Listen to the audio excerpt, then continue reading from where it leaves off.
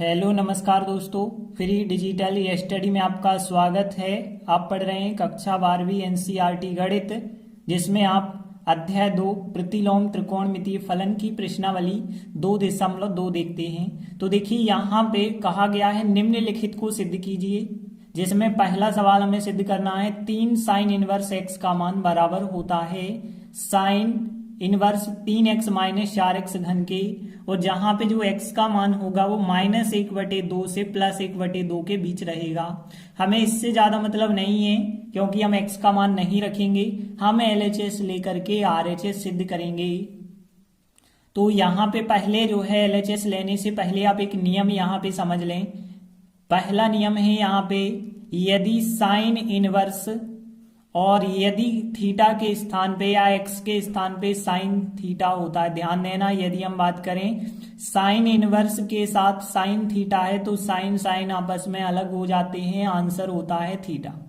यदि हम यही बात पलट के करें, दूसरा नियम कि साइन बाहर है और साइन इनवर्स थीटा अंदर है, तब भी साइन इनवर्स से साइन अलग हो जाएगा, आंसर क्या आएगा, फिर भी थीटा आएगा।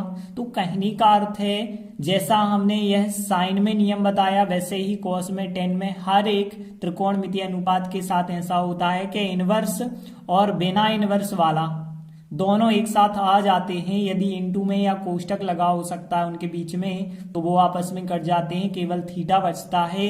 तो इस वजह से यहाँ पे देखिए साइन इनवर्स के साथ x है, तो x के स्थान पे हम यदि साइन रख दें, क्यों साइन रख दें, क्योंकि साइन से साइन कट जाएगा, थीटा आएगा।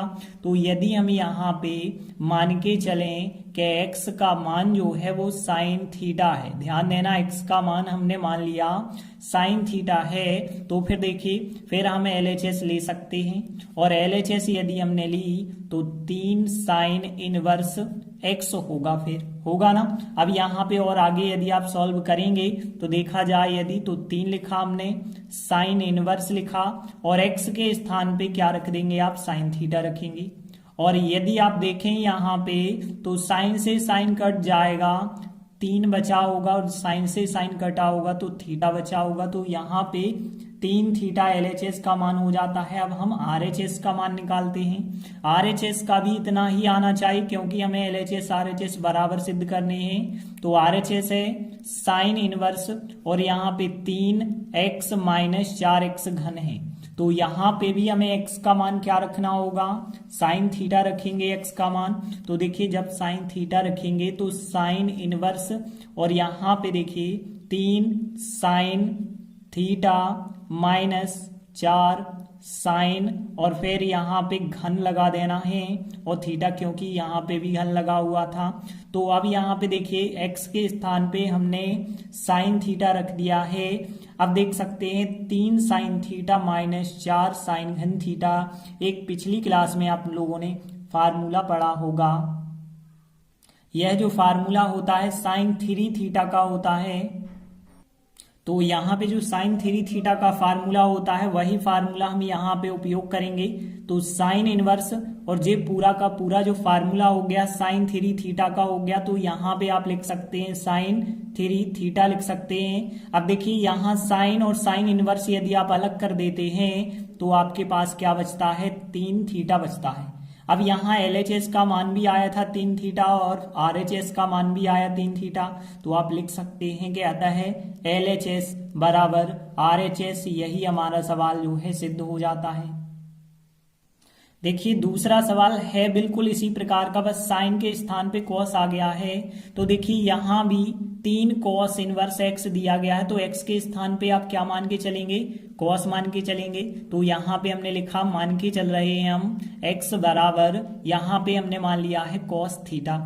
यदि मान लिया है तब फिर LHS लेते हैं, और LHS लेंगे यदि तो देखिए 3 कॉस इनवर्स x जो है, अब यहाँ पे हम क्या करेंगे, 3 कॉस इनवर्स x के स्थान पे कॉस थीटा रखेंगे। तो यहाँ कोष्टक बना के रखना cos थीटा। अब देखिए cos से cos तो आपस में कट जाते हैं क्योंकि हमने नियम बताया था, तो यहाँ पे बचेगा 3 और cos से cos कट गए तो यहाँ पे बचा होगा फिर थीटा। तो 3 थीटा आपके LHS का मान आ गया है। अब यदि आप RHS लेते हैं तो RHS में देखिए क्या था आपके पास, cos इनवर्स और यहाँ पे 4x घन माइनस 3x था, और यहाँ पे भी आपको क्या करना है, x के स्थान पे आपने cos थीटा माना है, तो यहाँ cos इनवर्स और यहाँ पे देखिए x के स्थान पे रखेंगे आप cos, लेकिन यहाँ घन लगा है तो 4 cos घन और थीटा साथ में तो लिख ही रहे हैं आप। 3 x के स्थान पे क्या रखेंगे, फिर cos थीटा रखेंगे। देखिए अब यहाँ जैसा हमने sin 3 थीटा का फार्मूला देखा था, वैसे ही यहाँ पे जी cos में जो फार्मूला यहाँ बन चुका है कि 4 cos घन थीटा माइनस 3 cos थीटा, ये होता है cos 3 थीटा का फार्मूला। तो यहाँ पे आप इसकी जगह क्या लिख सकते हैं, cos 3 थीटा लिख सकते हैं। तो यहाँ पे हमने cos इनवर्स और ये जो पूरा फार्मूला था ये बन गया है cos 3 थीटा का बन गया है, तो cos 3 थीटा लिखा। cos इनवर्स से cos यदि आप काट देते हैं तो आपको 3 थीटा प्राप्त हो जाता है। LHS का आंसर भी 3 थीटा, RHS का आंसर भी 3 थीटा आया था। अतः हम कह सकते हैं कि LHS बराबर RHS, और यही जो है हमारा सवाल जो है सिद्ध हो जाता है। तो इस प्रकार से दोनों सवाल बिल्कुल एक से सवाल थी। देखिए अगला तीसरा सवाल है, सिद्ध करना है हमें tan inverse 2/11 plus tan inverse 7/24, इन दोनों का योगफल किया जाए तो tan इनवर्स 1/2 आएगा। देखिए अब tan का जो है योगफल का एक सूत्र होता है, हम आपको एक सूत्र बता रहे हैं, तो यहाँ पे आप इस सूत्र को याद रखें क्योंकि सबसे ज्यादा लगने वाला फार्मूला है tan इनवर्स x और tan इनवर्स y। यदि आप दो टेनों को जोड़ते हैं तो इनके लिए जो फार्मूला है आंसर आता है 1 tan में, आंसर आता है 1 tan में, tan इनवर्स में। और देखिए यहाँ पे जैसे आपने पिछली क्लास में tan a plus tan b वाला फार्मूला देखा होगा, वैसे ही यहाँ पे फार्मूला आता है tan इनवर्स x और tan इनवर्स y का जो योगफल होता है x प्लस वाई बटे 1 माइनस एक्स वाई, यह फार्मूला होता है। तो आपको इसी फार्मूले के द्वारा इस सवाल को कर देना है। तो देखिए यहाँ पे यदि हम LHS ले लेते हैं तो LHS साइड क्या है आपके पास, tan inverse 2/11 plus tan inverse 7/24।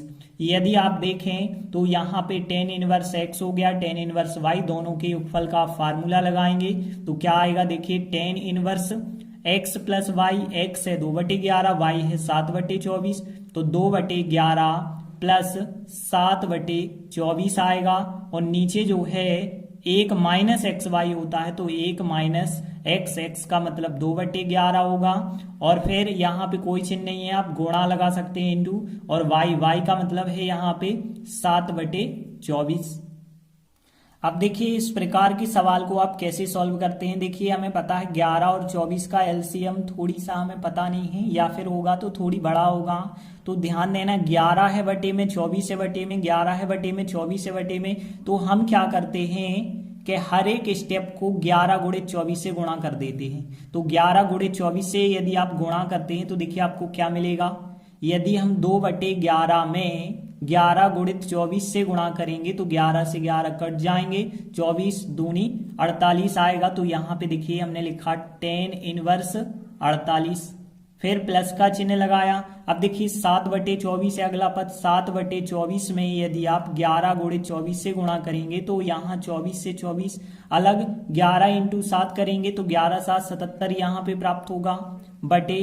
अब देखिए एक में भी हमें 11 और 24 का गुणा करना होगा, तो यहाँ पे तो कुछ कटेगा नहीं, तो सीधा 24 गुणित 11 गुणित 1 करेंगे तो कितना आ जाएगा, यहाँ पे आएगा 264 आएगा।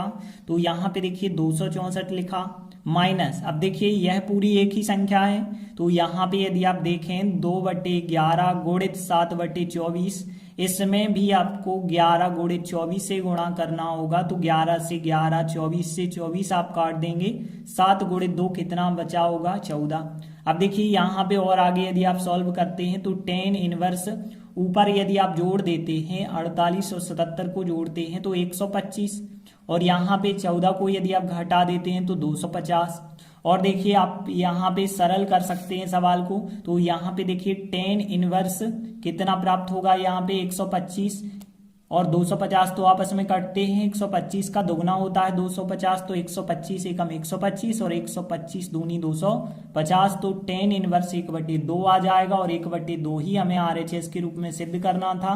तो हमें यहाँ पे RHS प्राप्त हो जाता है।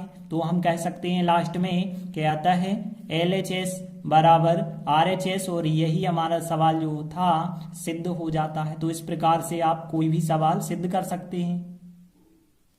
देखिए अगला सवाल है 2 tan inverse 1/2 plus tan inverse 1/7 बराबर सिद्ध करना है tan इनवर्स 31/17।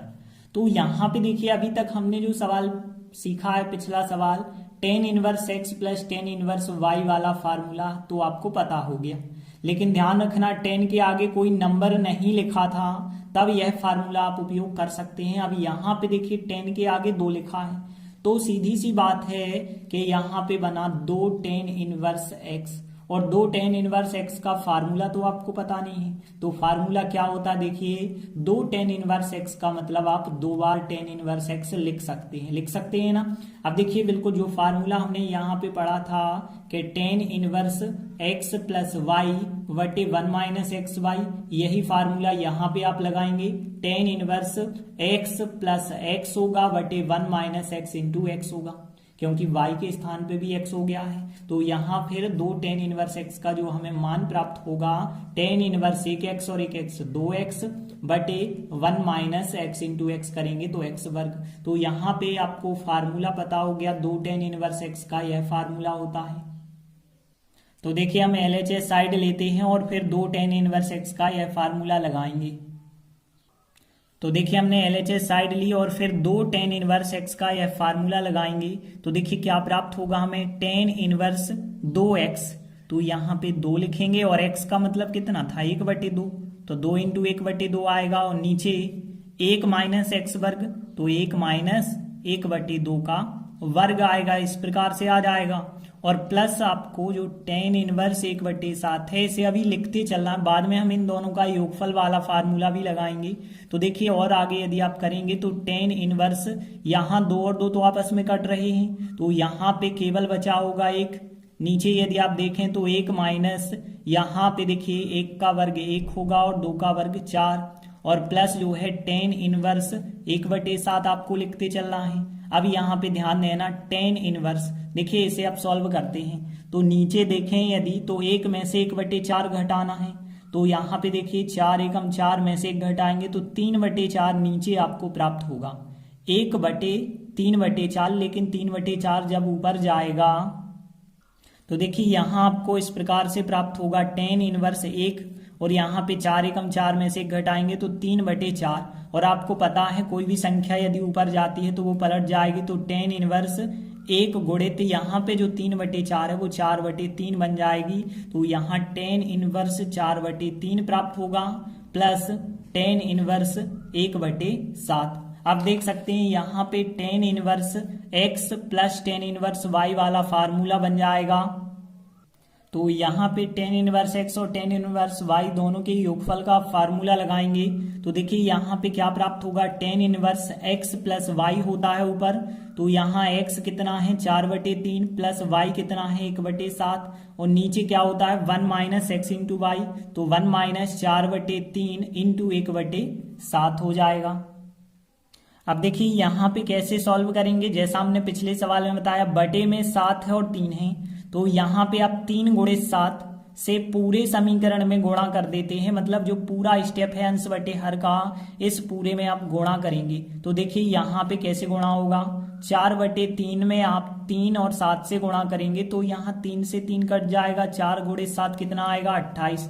तो यहाँ पे देखिए हमने लिखा tan इनवर्स, यहाँ पे कितना आएगा 28 प्लस 1/7 में भी आप गुणा करेंगे तो क्या आएगा, देखिए 1/7 में यदि आप 3 गुणे 7 से करेंगे तो यहाँ 7 7 कट गए, कितना आएगा केवल 3 आएगा। अब देखिए यहाँ पे 1 में भी गुणा करना होगा, तो 1 में यदि आप 3 और 7 से गुणा करेंगे तो कोई भी संख्या नहीं कटेगी, 7 3 21 आएगा, फिर माइनस का चिन्ह है। अब देखिए यहाँ पे यदि आप इसमें करते हैं 4/3 इंटू 1/7, इसमें आप गुणा करेंगे 3 गुणे 7 से, तो 3 से 3, 7 से 7 कट जाएगा। यहाँ पे केवल 4 एकम 4 बचा होगा। तो इस प्रकार से आप इसे सॉल्व कर सकते हैं। और आगे यदि आप सॉल्व करेंगे तो tan इनवर्स यहाँ 28 और 3 जोड़ेंगे तो 31, यहाँ पे घटाएंगे तो कितने बचे 17, और यही आपका फिर RHS आ जाता है। तो इस प्रकार से सिद्ध हो जाता है कि LHS बराबर RHS। तो हम लास्ट में लिख सकते हैं अतः LHS बराबर RHS, और यही हमारा सवाल सिद्ध हो जाता है। तो इस प्रकार से हमने 4 महत्वपूर्ण क्वेश्चन किए। आगे के वीडियो में हम आगे के सवाल करेंगे। तब तक के लिए धन्यवाद।